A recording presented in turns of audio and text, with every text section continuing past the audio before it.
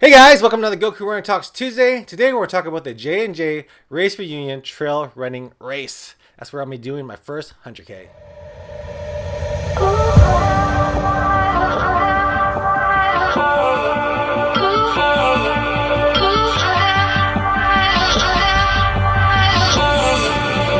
Yeah, if you guys aren't familiar with this race, you guys haven't heard about this race used to be known as the Nueces Trail Run. They changed it to the J&J Running Race Reunion for Joe and Joyce, the founders of Tejas Trails. So that's why I couldn't find a lot of information about it. But once I did, I saw that it is not an easy race. Whenever I looked it up online or I told anybody online that I was doing this race, they all said the same thing, that this was a difficult and hard race. So why did I sign up for it? Well, first of all, my brother Willie, he actually likes to motivate people to run distances that they think they can't run. So he's got a lot of people to do it, and he kept bugging me to do the 100K. And finally, I gave in, and I was like, okay, I'll do it. Sign me up. Let's do it. And then after I got signed up, I was like, let's look what this race is about, and I found out that it was really difficult. But I was like, you know what? This is going to tell a great story. If I don't finish it, it'll tell a great story. And if I do finish it, which I'm planning on finishing this race, it's going to make an even better story. So the time limit for this race, they actually extended it, which probably is not a good thing. That means it's going to be really hard because a lot of people weren't finishing it. So they extended it to 26 hours instead of 25 hours. So I will have a 26-hour time limit, which gives me a 21 to 22 minute pace per mile that I have to keep in order to finish the race.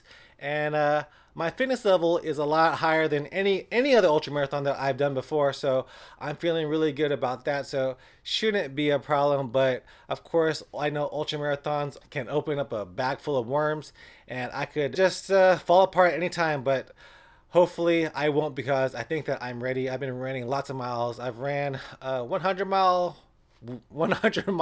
months back to back, which doesn't seem like much because this is going to be a 62-mile race.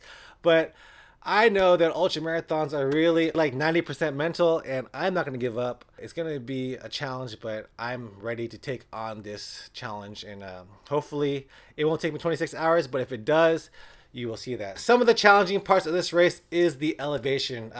From what I saw on people's Strava that did the race previously, the 100K, they got more than 9,000 feet of elevation. So that's going to be something that I'll have to overcome. But to help me with that, I decided to buy some trekking poles. And from what I saw online, I needed some trekking poles that had cork, had a handle type of locking mechanism, and then I wanted it to be kind of semi-lightweight and also collapsible. It was the main point, so I could carry it on my vest whenever it's not in use. But with 9,000 feet of elevation, I think I'm going to be using these trekking poles a lot. Another thing that's going to be worrying me during this race and before this race is the terrain that I'll be running in. The terrain, I have ran this kind of terrain before in San Antonio when I was there. Little did I know I was going to sign up for ultra marathon a few months later, but luckily I did, because I know that it's going to be super rocky. There's a lot of stone, a lot of loose rock on there. And to help me out with that, I have my Carson Footwears. These are the trail versions of them, and this is the road version of it. So these bad boys will help me run this race and get over those stones. I'm not going to be running in Vibrams, because whenever I did run in Vibrams or those little socks, it was super painful. So I know that I'll need something with cushion that will get me through those miles.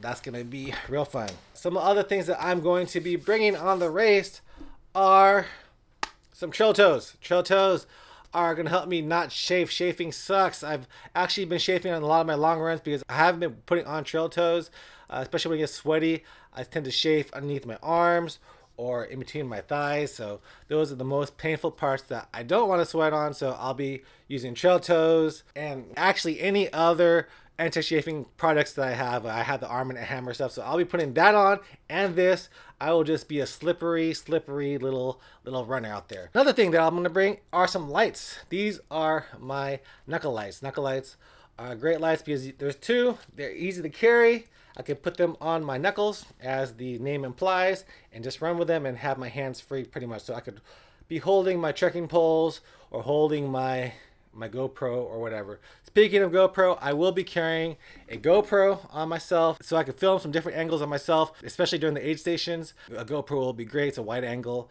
so that'll be good. But my main camera will be my DJI Osmo Pocket. This is just really stable footage, and I'll be carrying this. I'll be carrying a pretty good amount of stuff with me. Probably not the greatest idea, but I want to capture this footage for you guys and also for me later on to watch. And I also have this camera, the Samsung NX500, to film some of those little more cinematic footage. And also I got permission from Camp Eagle to drone over there while I'm there. It's a private property, so I'm going to drone a little bit of footage, but it's just going to be like, maybe 20-30 seconds of footage for you guys.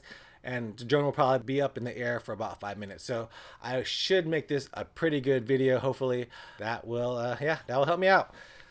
What else? I'm going to bring lots of different socks. I have NGG socks. Those have been working great for me. To carry all those things in, I will be having my little Extreme Mist PCS pack.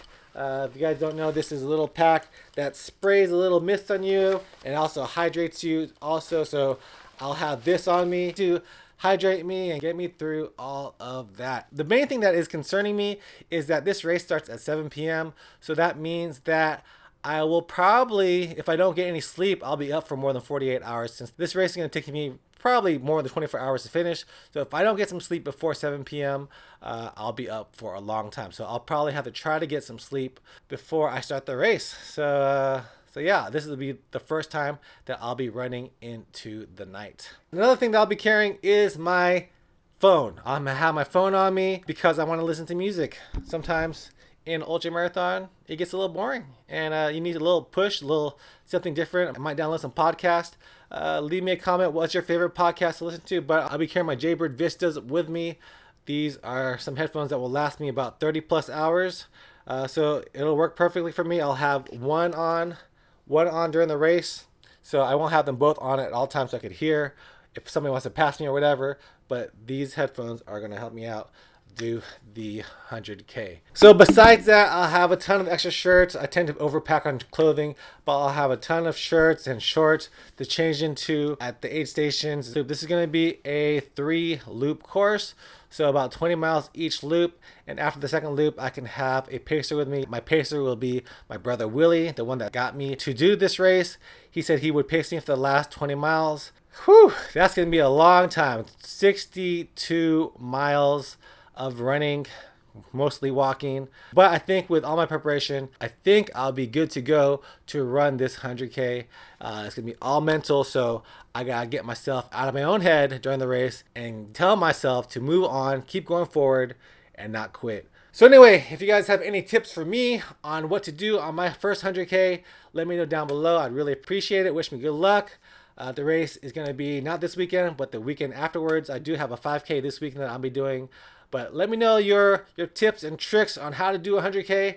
I really want to read them down below. And give me some motivation. Give me some kind of motivational quotes that you want to tell me, or let me know whenever it gets low. I will remember those during those low times during this race, and you guys will help me through it. Anyways, hope you guys enjoyed this video. Again, wish me luck down below on my 100K, and I'll see you guys next time. Peace out.